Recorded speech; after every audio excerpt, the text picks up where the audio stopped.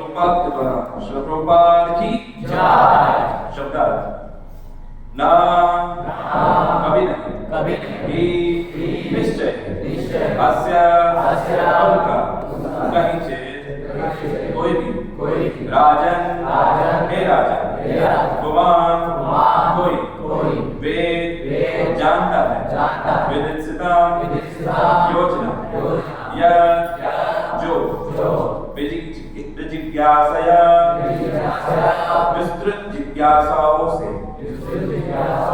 युक्तः लगा हुआ मुयन्ति मोहग्रस्त कवयः बड़े बड़े विचारक अपि भी निश्चय। अनुवाद ध्यान से सुनिए आप सभी। हे राजन, ठीक है आप रिपीट कर सकते हैं। हे राजन, श्री भगवान श्री कृष्ण की योजना का कोई नहीं जान सकता यद्यपि बड़े बड़े चिंतक उनके विषय में गहन जिज्ञासा करते हैं लेकिन वे मोहित हो जाते हैं।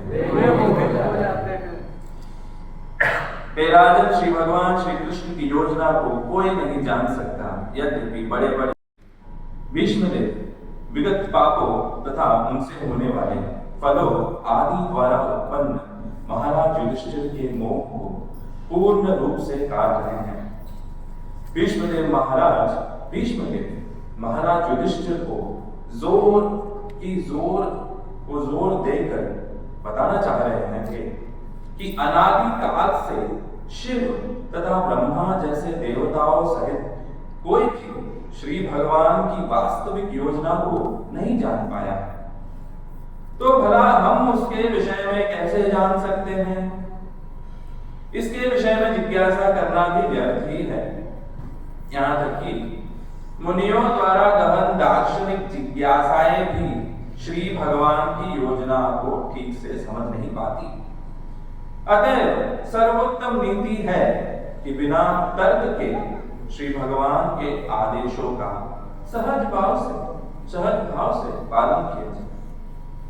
पांडवों के कष्ट उनके पूर्व कर्मों के कारण नहीं थे। श्री भगवान की योजना तो धर्म का राज्य स्थापित करने की थी। अतः पुण्य की सत्ता स्थापित करने हेतु उनके ही भक्तों को कुछ देर के लिए कष्ट उठाने पड़े। भीष्मदेव धर्म की विजय देखकर निश्चय ही संतुष्ट थे और राजा युधिष्ठिर को सिंहासन रूढ़ देखकर प्रसन्न थे।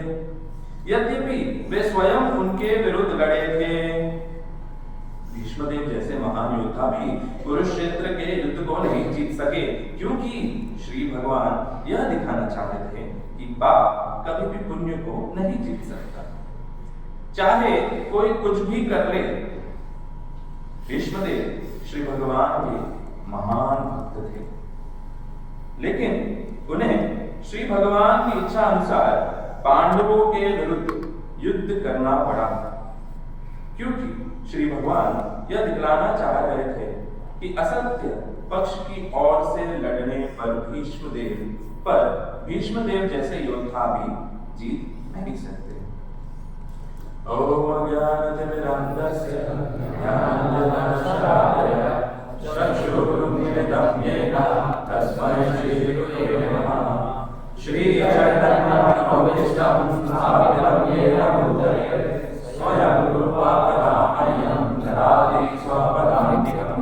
वन्देऽहं श्रीगुरुं श्रीयुतापदकमलं श्रीगुरुं वैष्णवांश्च श्रीगुरुं साग्रजातं सहगणमहामहितं तं सजीवं साद्वैतं सावधूतं परिजनसहितं कृष्णचैतन्यदेवं श्रीराधा कृष्णपादान् सहगणललिता श्रीविशाखान्वितांश्च नमामि विष्णुपादाय कृष्णपृष्ठाय भूतले श्रीमते भक्तिवेदान्त स्वामिने नामिने।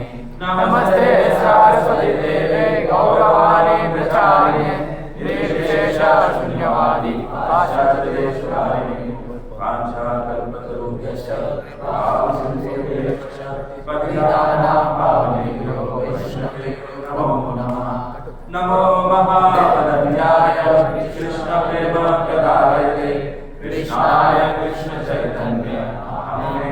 गुरुभ्यो नमः। हे कृष्ण करुणा सिंधु दीनबंधु जगत्पते गोपेश गोपिकाकांत राधाकांत नमस्ते। तप्तकांचन गौरांगी राधे वृंदावनेश्वरी वृषभानुसुते देवी प्रणमामि हरिप्रिये। जय श्री कृष्ण चैतन्य प्रभु नित्यानंद श्री अद्वैत गदाधर श्रीवासादि गौरभक्तवृंद।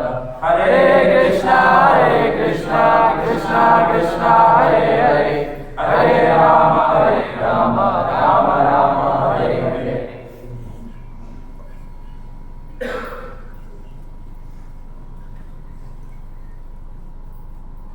हरे कृष्ण।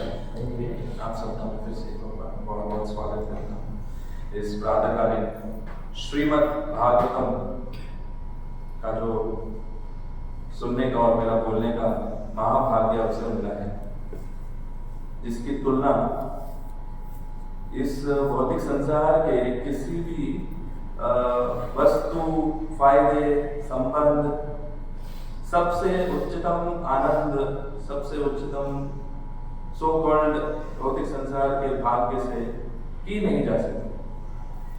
महाप्रभु बताते हैं कि अगर आप प्रेम चाहते हैं, कृष्ण को प्रेम चाहते हैं, कृष्ण को प्रेम चाहते हैं, तो नित्यम भागवत सेवा। नित्यम भागवत सेवा, नित्यम भागवत सेवा मतलब दिन में कितना घंटा?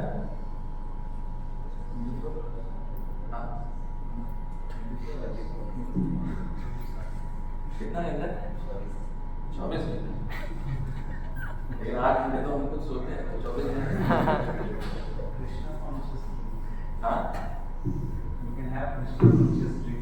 लेकिन हम सपने में कृष्ण को देख सकते हैं, कृष्ण चेतना वाले सपने देख सकते हैं। एनीवेज, तो अगर हमारी इच्छा है, किस किस की इच्छा है कि कृष्ण प्रेम उनको प्राप्त हो?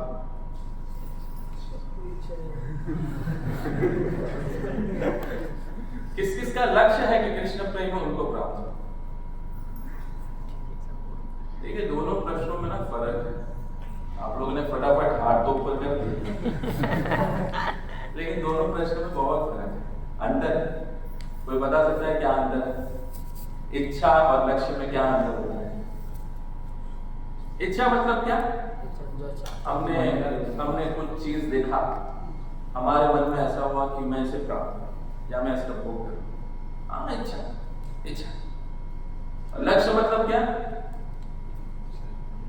व्यवसाय आत्मिका बुद्धि एक हर कुछ भी बीच में आ जाए, कोई मुझे कितना भी रोक ले, मेरे रास्ते में कितने भी कांटे आ जाए, रोड़ा आ जाए, कुछ भी आ जाए, लेकिन मैं उस लक्ष्य को प्राप्त करके रहूंगा।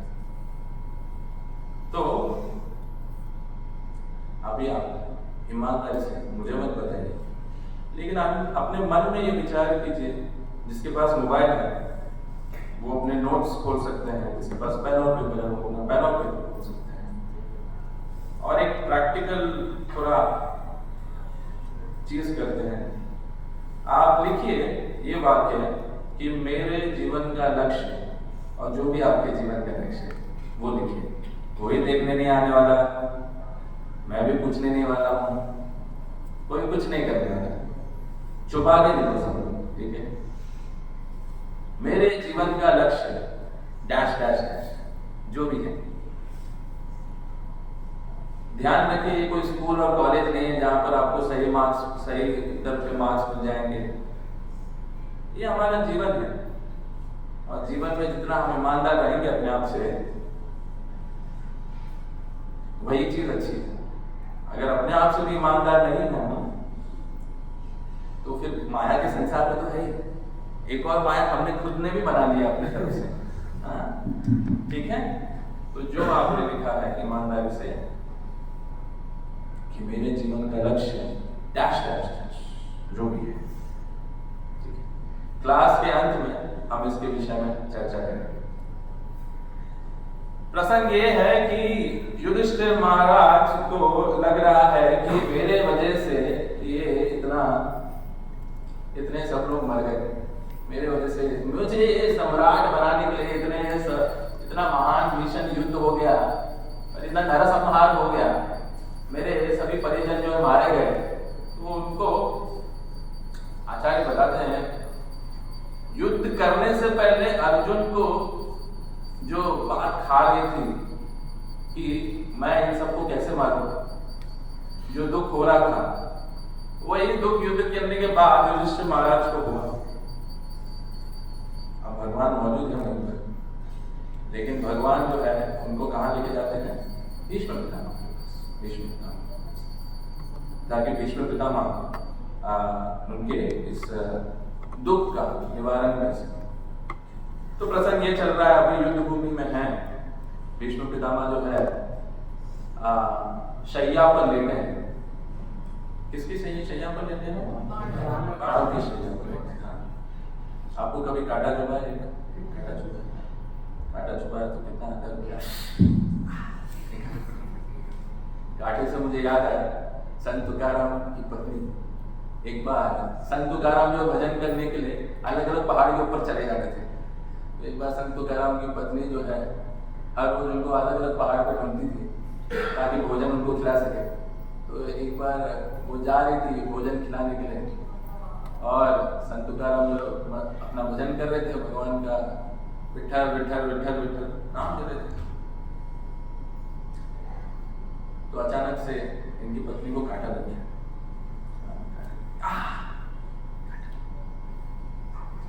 और फिर इनका ये देखकर कांटा निकालने के लिए कौन आया? स्वयं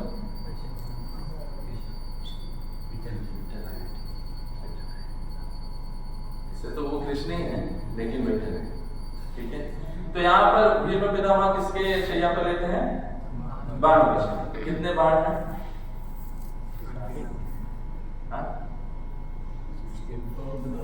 तो बताया जाता है कि 2 छेद या 2 बाणों के बीच में जगह ही नहीं था और कुछ के लिए, और कुछ अंदर जाने के लिए कुछ जगह नहीं था। तो इतने सारे बाण थे। तो इतने सारे बाण थे, बाणों की शैया पर लेटे हैं।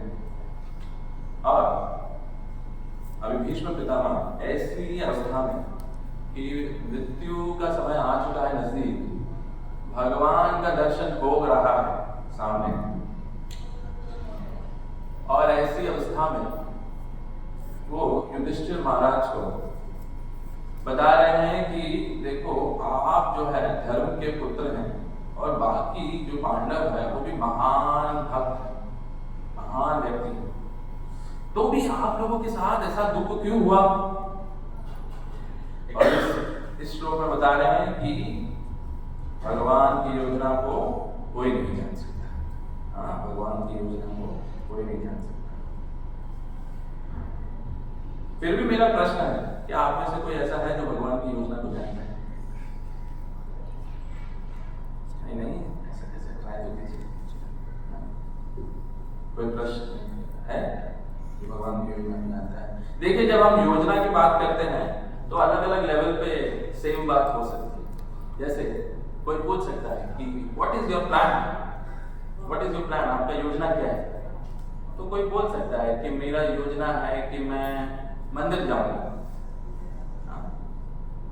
कोई और भी ये प्रश्न पूछे, व्हाट इज योर प्लान? मंदिर जाके आपकी क्या योजना है? तो फिर हम थोड़ा डिटेल में जा सकते हैं कि हम जब करेंगे, 16 माला जब करेंगे, हमारे प्रभुपाद को फूल अर्पण करेंगे, राधा माधव जब अपना सुंदर दर्शन करेंगे तो हम जोर से बोलेंगे श्री श्री राधा माधव की जय, श्री जगन्नाथ बलदेव सुभद्रा की जय, और दिखाए की जय। तो किसी की ये योजना हो सकती है, डिटेल। और अगर कोई पूछे व्हाट इज योर प्लान, तो कोई ये बोल सकता है no I don't have any plan, नहीं मेरी कोई योजना नहीं है।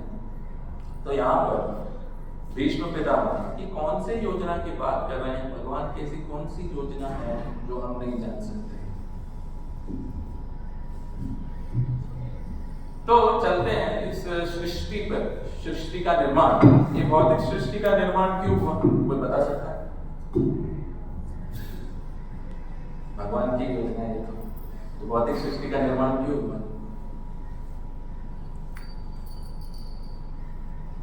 हाँ महाप्रभु का मिशन जय श्री श्री राधा माधव की जगन्नाथ बलदेव सुभद्रा की और निताय की जगत गुरु श्री प्रभुपाद की। यस, ये भौतिक सृष्टि का निर्माण क्यों हुआ? भगवान ने भौतिक सृष्टि का निर्माण क्यों किया? आज भगवान के पास समय था करने के लिए कुछ था नहीं, क्या है बैठे बैठे क्या करेंगे? हाँ, भौतिक सृष्टि का निर्माण क्यों किया भगवान ने? कौन बताएगा? Yes, what is your name? क्या नाम है? उदय। हाँ, उदय। उदय। हम सबको अपने उत्तर से उदय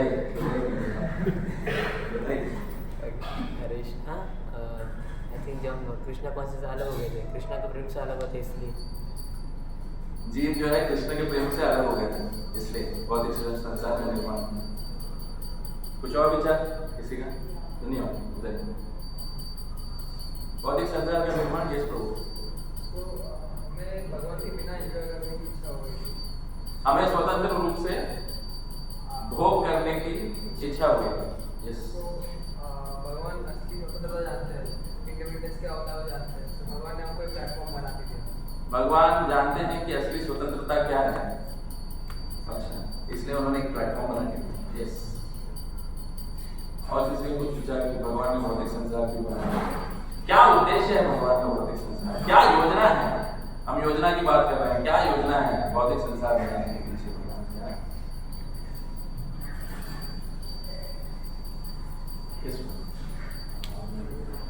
हम कृष्ण के नीचे दास हैं। हाँ। आपको भूल गए। हाँ। भगवान ने ये मटेरियल वर्ल्ड में दिया। हम वापस ये रियलाइज करें और उसके बाद अच्छा, यस, प्रभु बोल रहे हैं कि हम कृष्ण के नित्य दास हैं, हम भूल चुके हैं, भगवान ने भौतिक संसार बनाए हैं ताकि हम सब उनके पास वापस आ सकें। यस, शास्त्र भी यही बताते हैं, श्रीमद् भागवतम भी यही बताते हैं, और आप सब अभी बड़े ध्यान से इसको अपने मन में बिठा लीजिए। कोई अगर पूछे कि भौतिक संसार क्यों बना है, तो गूगल पे मत जाइए, यूट्यूब पे मत जाइए।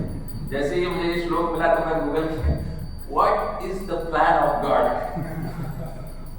तो सब अपने अपने मन से कुछ बोल रहे हैं। Plan of God is so that I can enjoy, plan of God is so that we can fulfil my desires, मेरी इच्छा को पूरा कर सके। लेकिन भौतिक संसार बनाने के पीछे भगवान का एक ही उद्देश्य, और वो क्या है? क्या योजना है भगवान की? कि जो जीव उनसे अलग हो गए हैं, स्वतंत्र रूप से भोग करना चाहते हैं, आनंद लेना चाहते हैं, वो जीव जो है इस भौतिक संसार में थोड़ा प्रयत्न करे भोग करने का, थोड़ा इधर उधर जाए, थोड़ा ठोकर खाए, और फिर वापस उनके पास पहुंच जाए, सब सीख के, अपना लेसन सीख के सब। तो यही उद्देश्य है भौतिक संसार। भगवत गीता में भगवान 18वें अध्याय के 68वें श्लोक में बताते हैं, किसी को पता है वो श्लोक? सर्वधर्मान् परित्यज्य मोक्षयिष्यामि मा शुचः। तो भगवत गीता का 18वां अध्याय अंतिम अध्याय का अंतिम श्लोक है ऑलमोस्ट। हाँ, तो इसमें भगवान क्या बताते हैं? सर्वधर्मान् परित्यज्य मामेकं शरणं व्रज, तो मेरी शरण में आओ। हाँ, तो यही भगवान की योजना है भौतिक संसार बनाने की, और कोई योजना नहीं है। तो सरल सिंपल समझ गए ना आप लोग भगवान की योजना? तो भीष्म पितामह यहाँ क्यों बोल रहे हैं कि भगवान की योजना को कोई नहीं जान सकता? क्योंकि अभी अभी तो आप लोग जानते हैं। तो जैसे मैंने बताया, योजना के अलग अलग स्तर होते हैं। जब हम पूछते हैं व्हाट इज योर प्लान, योजना क्या है, तो कोई बोल सकता है मेरी मंदिर जाने की योजना। तो भगवान का यही योजना है कि जीव जो है उनके पास आ जाए, लेकिन जब डिटेल में हम जाते हैं तब भगवान की योजना को कोई नहीं समझ सकता। तब भगवान की योजना को कोई नहीं समझ। जैसे कि आप सब आए हैं, सीक्रेट ऑफ सक्सेस अटेंड करके आए हैं आप सब, और बाकी जो है भगवान के अर्च विग्रह देवी मंगल मूर्ति के आकर्षण से आए हैं मंदिर में। बहुत सारे लोग प्रसाद के लोभ में भी आए हैं, अच्छा लोग थे, शिला प्रभुपाद 1968 1966 से 68 में जब 26 सेकंड एवेन्यू में भगवत गीता क्लास देते थे तो आधे घंटे का क्लास होता था वो। हाँ, आधे घंटे की क्लास होता था, जय राधा माधव सब रखते थे। तो वो क्या करते थे, सब जो है ये हिपीज को हिंदी में क्या बोलते हैं, जो भी है हिपीज जो नशा करते थे, जिन्होंने सब कुछ त्याग कर दिया था, समाज के नियमों कानून को त्याग कर दिया था, वो आदत में बैठे थे। और श्रील प्रभुपाद का ये स्ट्रैटेजी होता था कि इतना बड़ा जो है गुलाब जामुन से भरा हुआ जाम ऐसे टेबल पे रखते थे और फिर भगवत गीता का। तो ज्यादातर हिपीज जो है प्रसाद के लालच में जो है आते थे, लेकिन प्रसाद प्राप्त करते करते क्या होता है, प्रसादे सर्व दुख हानि नश्यते जाए। प्रसाद खाते खाते जो है सब लोग, सब उनका दुख चला गया, जो असली आनंद है वो उनको प्राप्त हो गया। इतना आनंदित हो गए, इतना आनंदित हो गया कि संसार भर में जा जाके उन्होंने इसी आनंद को जो है कृष्ण भावनामृत को चारों ओर फैलाया। तो बहुत सारे भक्त जो है भक्त भी बनते हैं प्रसाद के बारे में।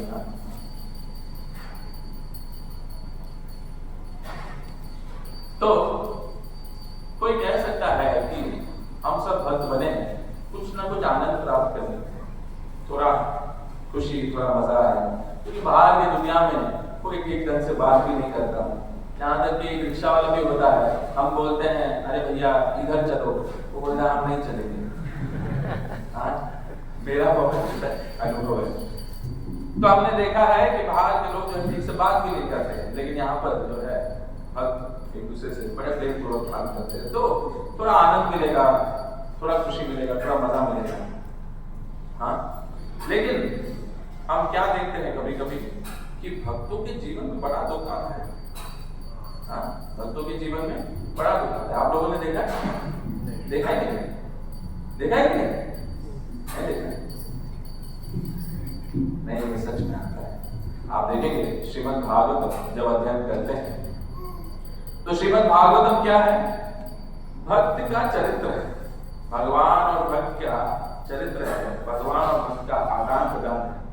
कैसा भगवान अपने भक्त के साथ संबंध स्थापित करते हैं और भक्त अपने भगवान के साथ, भक्त अपने भगवान के लिए क्या करता है, वो बात है। तो श्रीमद् भागवत हम देखेंगे तो हम देखते हैं कि मोस्ट ऑफ द लीला जो है वो वहां पर भक्तों को बहुत कष्ट हो रहा है। सही बात है, कोई उदाहरण दे सकता है ऐसा कौन सा लीला है? नारद मुनि कष्ट हो रहा है। हाँ, लेकिन नारद मुनि का थोड़ा छोड़ देते हैं, क्योंकि पूर्व जन्म में से उन्होंने भक्ति नहीं शुरू किया था, तभी भक्तों के संग से उनको भक्ति मिल गया। लेकिन ऐसे प्रहलाद महाराज को बहुत कष्ट हुआ। आप देखिए हिरण्यकशिपु जो उनके पिता थे, असुर थे, उन्होंने समस्त जग को जीत लिया था, समस्त जग का आनंद उनके पास था, लेकिन प्रहलाद महाराज छोटे से 5 साल के बालक, क्या गलती थी बेचारे की, क्या गलती थी? हाँ, भगवान का नाम हमेशा जप करते थे, भगवान के स्मरण में हमेशा रहते थे, और ये भी नहीं, एक्चुअली छुप छुप के करते थे तो भी ठीक था। हिरण्यकशिपु ने पूछा, क्या पूछा हिरण्यकशिपु ने कि बताओ तुमने क्या सीखा गुरुकुल में? तो उन्होंने बता दिया कि उन्होंने नारद मुनि के संगत में रहकर क्या सीखा। ये गलती हो गई उनसे, तुम छुपाया नहीं। और किसी का आपको याद आ रहा है जिसको बड़ा कष्ट हुआ, बड़ा दुख हुआ? कुंती महारानी। हाँ, 8वें अध्याय कुंती महारानी स्वयं अपने प्रार्थनाओं में बताती है, 1.8.24 के श्लोक में वो बताती है कि क्या क्या दुख उनको सहना पड़ा। कृशाग्ने पुरुषाद दर्शना असत सभाया वनवास कृच्छ्रिते हृदय हृदय अनेक महारथास्ततो द्रोणीयस्ततश्चाश्म हरे अभिरक्षिता। तो कुंती महारानी बताती है, देखो बचपन में विष दे दिया, किसको विष दिया था? भीम को विष दे दिया, बचपन में छोटा वाला। और बचपन में ही जो है उनके पति जो है गुजर गए, विष दे दिया उनको, विष देकर मारने का प्रयत्न किया, महाअग्नि वारणावत में जला के मारने का प्रयत्न किया। पुरुषार्थ दर्शनार्थ, पुरुषार्थ दर्शनार्थ, पुरुषार्थ मतलब जो मनुष्य को खाता है, मनुष्य को कौन खाता है? राक्षस जो मनुष्य को खाते हैं, जो मनुष्य को खाते हैं। तो ऐसे राक्षस का भी दर्शन किया उन्होंने। कौन था वो राक्षस?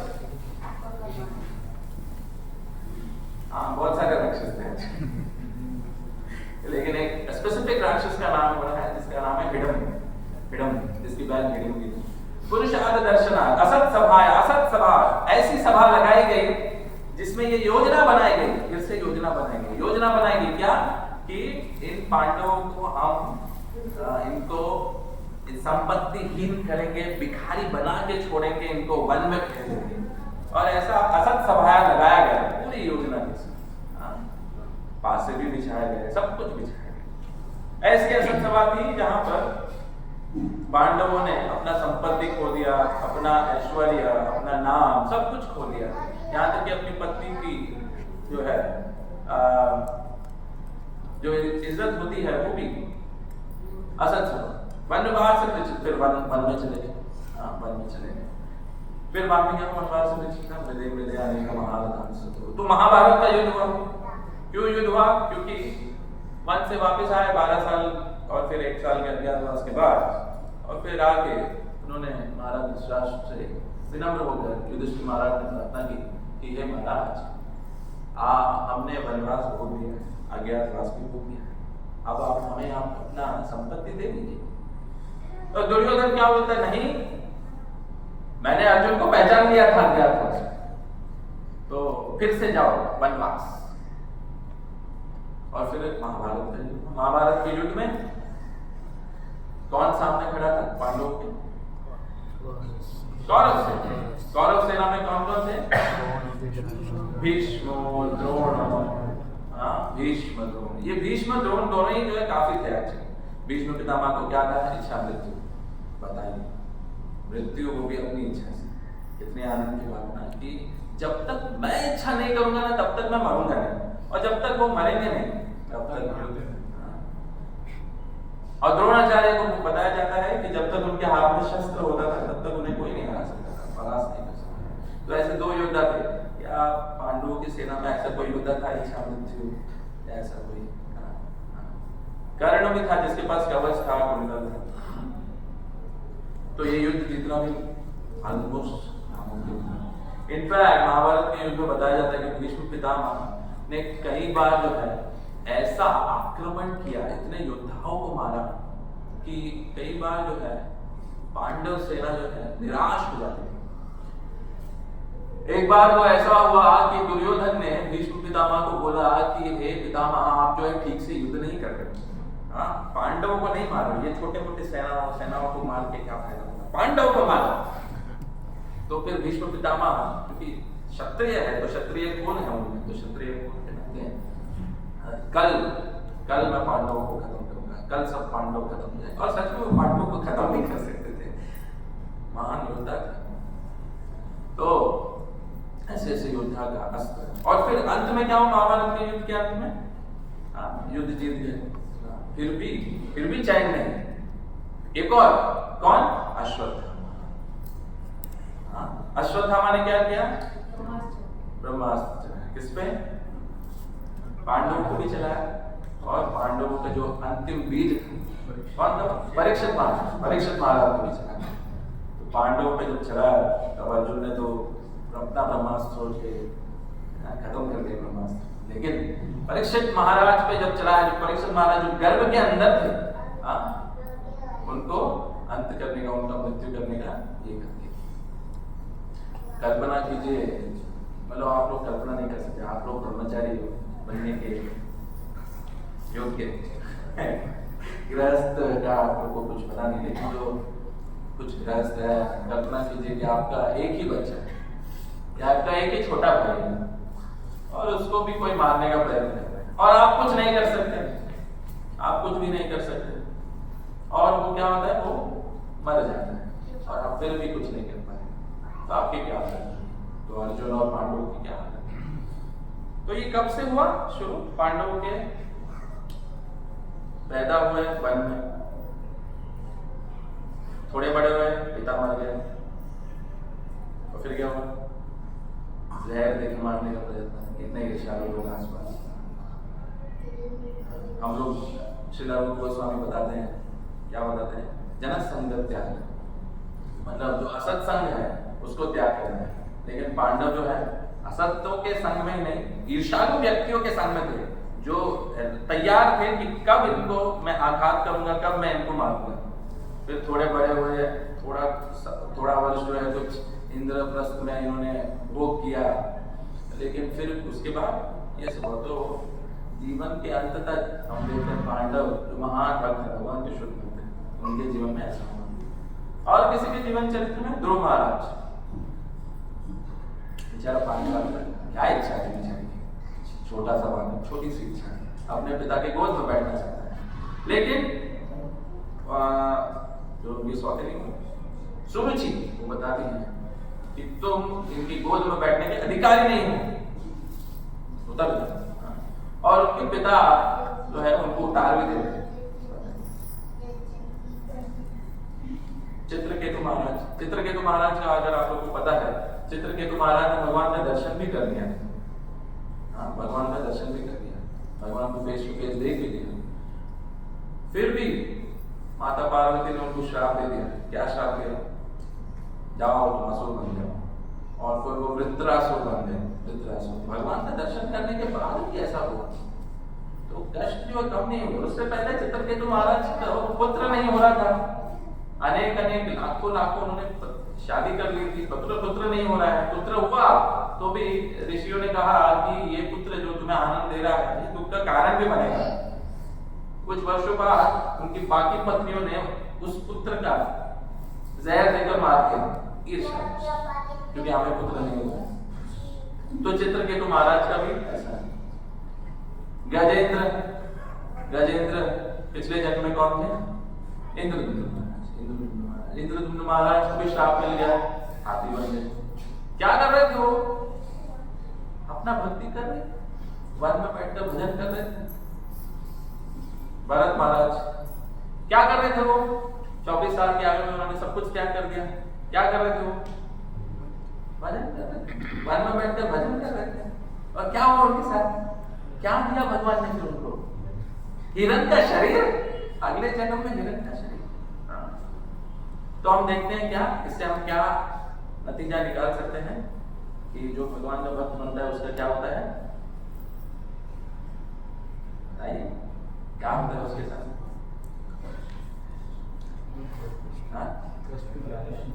कष्ट ज्यादा है? अरे कष्ट ही कष्ट है। कहाँ कष्ट ज्यादा है? इधर तो कष्ट ही कष्ट है। तो क्या है भगवान की योजना? फिर इतना कष्ट क्यों देते हैं भक्तों? यही प्रश्न है, यही प्रश्न है। तो हम समझ सकते हैं इसको अलग अलग पॉइंट ऑफ व्यू से हम समझेंगे। एक पॉइंट ऑफ व्यू हम समझेंगे बाहर के व्यक्ति के नजरिए से, कि बाहर के व्यक्ति जब भक्तों को देखते हैं तो उनका क्या विचार है। बाहर के व्यक्ति जब भक्तों को देखते हैं ऐसे कष्ट में, ऐसे दुख में, कि उनको भी पीड़ा हो रही है, उनको भी तकलीफ, वो भी बीमार पड़ रहे हैं, उनको भी कैंसर हो रहा है, उनको भी कोरोना हो रहा है। और कोरोना कैसे हो गया? उनको भी क्रोध आ रहा है। हाँ, मैं एक अनुभव बताता हूँ। भगवत गीता का हमारा एक व्हाट्सएप ग्रुप है, तो उस ग्रुप में जो है सिर्फ भगवत गीता के बारे में हम बात करते हैं।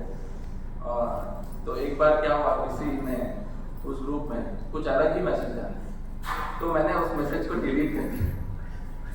और फिर जब उस व्यक्ति ने मुझे मैसेज किया कि भाई साहब आप भगवत गीता में सिखाना छोड़ दीजिए। क्यों?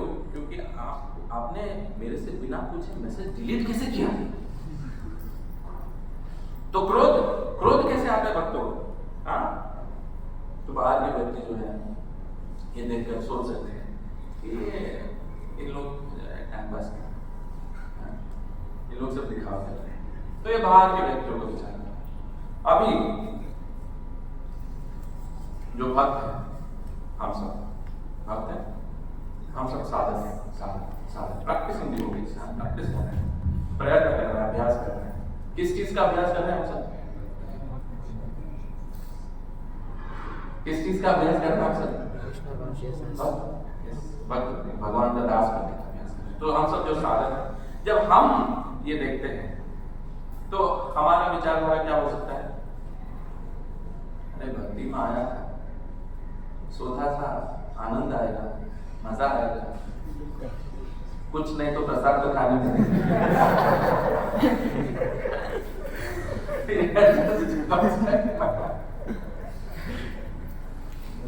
लेकिन आनंद तो आ नहीं रहा है। उल्टा मैं देख रहा हूँ मेरे जो वरिष्ठ भक्त हैं वो बोल रहे हैं जब भी मैं प्रसाद देने जाता हूँ थोड़ा सर्विंग दे।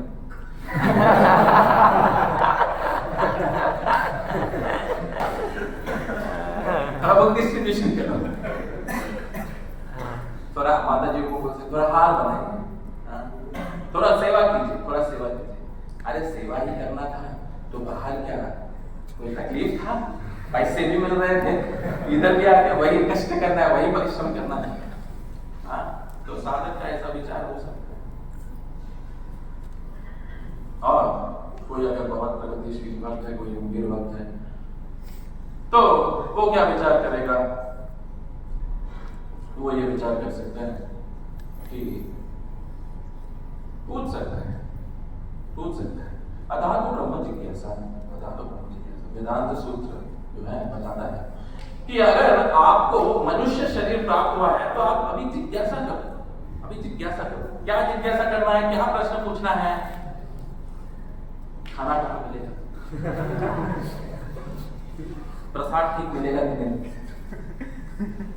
1 BHK मिलेगा कि 2 BHK? नहीं, ये सब जिज्ञासा नहीं करना है, ये सब जिज्ञासा नहीं करना है। क्योंकि ऋषभदेव महाराज 5वें स्कंद में 5वें अध्याय के 5वें श्लोक में बताते हैं कि देखो ये सब जिज्ञासा मत करो, क्योंकि 2 चीजें होती है। एक तो हम होता है आध्यात्मिक अकाउंट और एक होता है भौतिक अकाउंट, हमारा कर्मों का अकाउंट। तो कर्मों के अनुसार जो पहले से निश्चित है वो आपको प्राप्त होकर रहेगा। 1 रुपए कम नहीं मिलेगा और 1 रुपए ज्यादा भी नहीं मिलेगा, 1 दुख कम नहीं मिलेगा, 1 सुख ज्यादा नहीं मिलेगा। प्रहलाद महाराज बताते हैं ये सब पहले से ही निश्चित है, इसके लिए ज्यादा परिश्रम करने की जरूरत नहीं है। अपनी चेतना तो इसमें लगाने की जरूरत नहीं। अरे मैं घर कैसे बनाऊंगा, अरे मुझे जॉब कौन सा मिलेगा, आप सब युवा हैं तो शायद आपके पॉइंट ऑफ व्यू मैं जॉब कैसे मिलेगा, मुझे 1 लाख का पैकेज मिलेगा कि नहीं महीने का, या मुझे जो भी। प्रहलाद महाराज, ऋषभदेव महाराज बताते हैं कि अपने कर्मों के अनुसार ये हमको प्राप्त हो जाएगा। और ये कर्म क्या है? ये प्रारब्ध बोलते हैं। प्रारब्ध, ये प्रारब्ध क्या होता है? हमारे पूर्व जन्मों के जो हमारे कर्म है अच्छे बुरे, उसके अनुसार हमें फल प्राप्त होकर रहेगा। ये पहले से निश्चित है। कितना सुख मिलेगा, कितना दुख मिलेगा, सर पे कितने बाल रहेंगे कि नहीं, पति कैसा मिलेगा, पत्नी कैसे मिलेगी, पत्नी मिलेगी कि नहीं, नहीं मिलेगी तो बहुत अच्छा है, मिलेगी तो भी अच्छा है, भक्त मिले तो और भी अच्छा है। ये सब पहले से निर्धारित है, प्रारब्ध है, प्रारब्ध। तो क्या निर्धारित नहीं है? क्या निर्धारित नहीं है? ध्यान रखिए, ये सब भगवान की योजना के अंतर्गत सब चल रहा है। तो क्या निर्धारित नहीं है? तो निर्धारित नहीं है वो है हमारा भक्ति में प्रगति। हमारा भक्ति में प्रगति निर्धारित नहीं है। एक शुद्ध भक्त होगा जब ये सब उसके साथ हो रहा है, जैसे हम देखते हैं श्रील प्रभुपाद के जीवन से। श्रील प्रभुपाद 1920 में जब उनके गुरु महाराज ने उनसे कहा कि you are an educated person, why don't you preach the message of Shri Chaitanya Mahaprabhu? आप जो पढ़े लिखे व्यक्ति हैं, आप महाप्रभु का संदेश संसार भर में क्यों नहीं पहुंचाते? तो प्रभुपाद ने सोचा कि अभी तो मैं गृहस्थ हूं, बच्चे भी हैं मेरे, जिम्मेदारी है, तो मैं कैसे इसे करूं? लेकिन फिर भी उन्होंने अपना प्रयत्न जो है जारी रखा, भक्तों का संग लेते रहे, जितना हो सके सेवा करते रहे। और फिर समय आया 1950 के अंदर, 1950-1945 में कि उन्होंने एक संस्था का स्थापना की। किसी को नाम पता है उस संस्था का? League of devotees. तो किसी अमीर माता जी जो है उन्हें पूरा बिल्डिंग भी दे दिया, उनका प्रचार शुरू भी हो गया। लेकिन अचानक से किसी ने उस माता जी की कान भर दिए, तो वो बिल्डिंग जो है वापस छीन लिया प्रभुपाद से। प्रभुपाद प्रयत्न करते रहे। उन्होंने भगवत गीता का जो है कमेंट्री लिखा, मैन्युस्क्रिप्ट, लिपि बोलते हैं, मैन्युस्क्रिप्ट भी लिखा। और फिर वो गए और शाम को आए वापस, उनके टेबल पर मैन्युस्क्रिप्ट था नहीं। उन्होंने अपनी पत्नी से पूछा कि तुमने मेरा भगवत गीता का मैन्युस्क्रिप्ट देखा है, लिपि देखी है? हाँ। तो उन्होंने बोला नहीं, मैंने तो नहीं देखा। फिर उन्होंने बताया अच्छा वो तो मैंने रद्दी वालों को बेच दी। क्यों बेच दी? मुझे बिस्किट चाहिए था। इतना मेहनत करके भगवत गीता का उन्होंने मैन्युस्क्रिप्ट लिखा, ट्रांसलेशन लिखा, कमेंट्री लिखा, और क्यों बेच दिया? सिर्फ एक बिस्किट के लिए। फिर बाद में उनकी पत्नी के साथ एक और बार उन्होंने जो है बात हुआ। फिर उन्होंने पत्नी से पूछा कि देखो, निर्णय करो, टी और मी, मैं चाहिए या चाय? तो उनकी पत्नी ने क्या बोला? बताइए। कोई पत्नी बोल रही है तुम नहीं चाहिए, मुझे चाय चाहिए।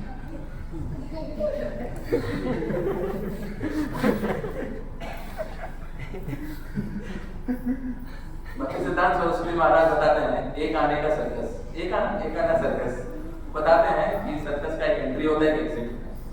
तो लाइन लगा था, सर्कस के एंट्री में सब घुस रहे थे और बाहर आ रहे थे। तो कोई पूछ रहा था, बाहर जो आ रहा था, कैसा लगा? मजा आया? बहुत मजा आया, बहुत मजा आया। जैसे ही लोग अंदर जा रहे थे, क्या मजा आ रहा था उनको? ऐसे हंटर कोड़े बसा रहे थे, ऐसे थप्पड़ मार रहे थे, लाते घूसों की मशीन में डालकर उनको पीट रहे थे। लेकिन अभी एक गाना दिया है तो कोई क्यों ना बोलेगा कि मैं बेवकूफ हूँ, जो पैसा देकर ये सब खाया मैंने, इतना माल पीट खाया। तो संसार में लोगों की ऐसी हालत है। और स्पेशली जो गृहस्थ है, या ग्रह में ही नहीं, एक्चुअली गृहस्थ मतलब वो जो कृष्ण को केंद्र में रखता है, जो जिसका सारा जीवन जो है सिर्फ कृष्ण और कृष्ण के भक्तों की सेवा के लिए, वो गृहस्थ। और जो ऐसे ही विवाह कर लेते हैं, शास्त्र बताते हैं कि वो ग्रह में ही, जो अपनी इंद्रियों को केंद्र में रखते हैं, इंद्रियों को केंद्र में। भगवान बताते हैं कि विमूढ़ा भगवान बताते हैं कि 4 प्रकार के लोग जो हैं उनको शरण नहीं लेते। किसी को पता है 4 प्रकार के लोग कौन से शरण नहीं लेते?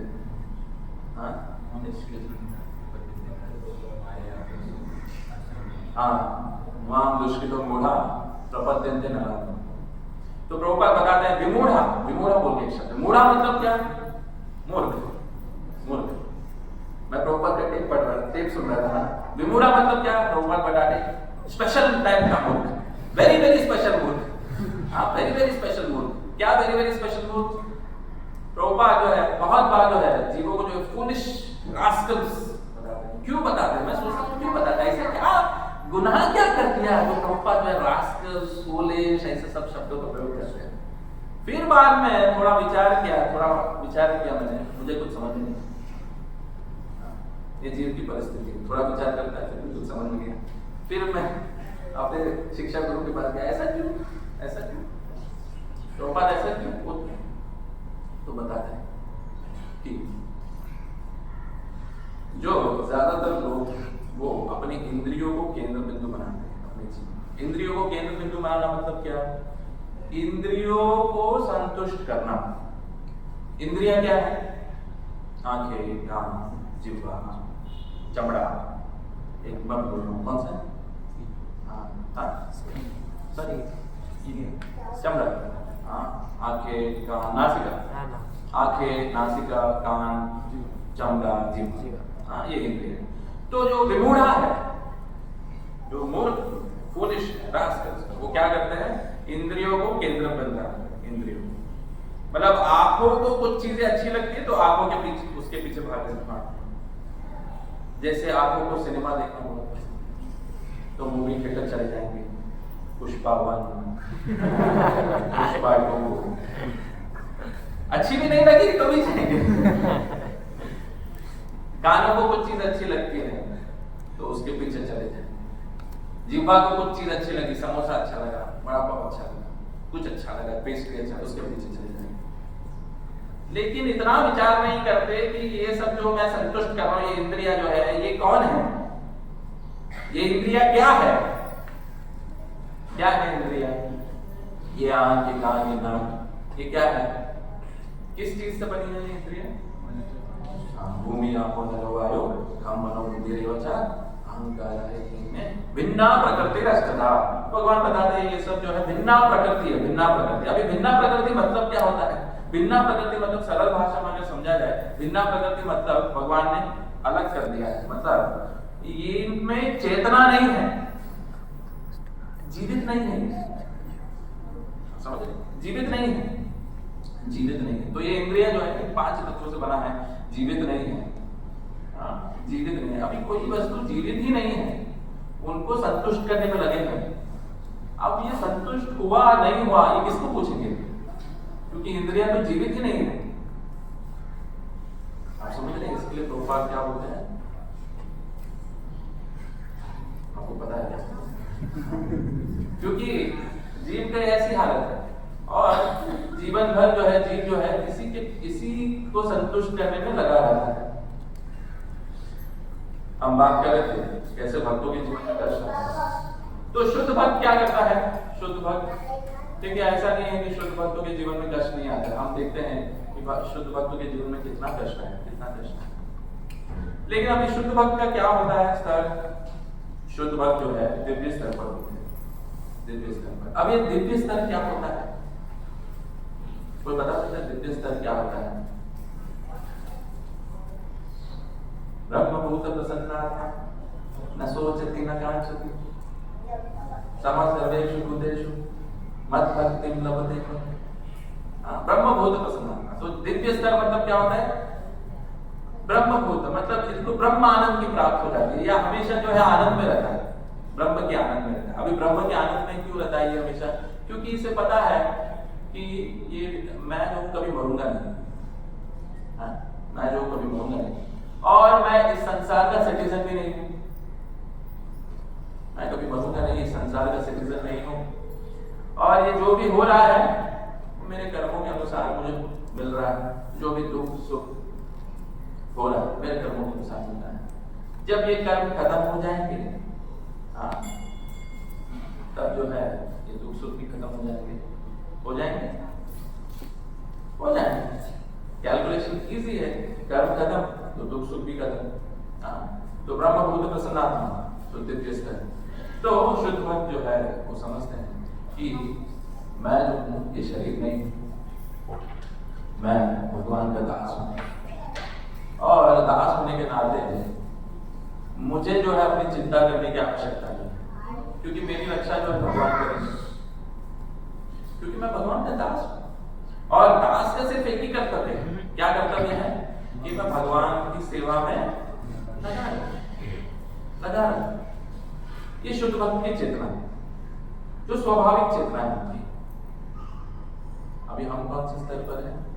साधक, प्रैक्टिसिंग डिवोटीज। हम अभ्यास करते हैं, हमारी इच्छा कह लो, लक्ष्य कह लो, जो भी आपने मोबाइल पे लिखा है वो लक्ष्य बोलो।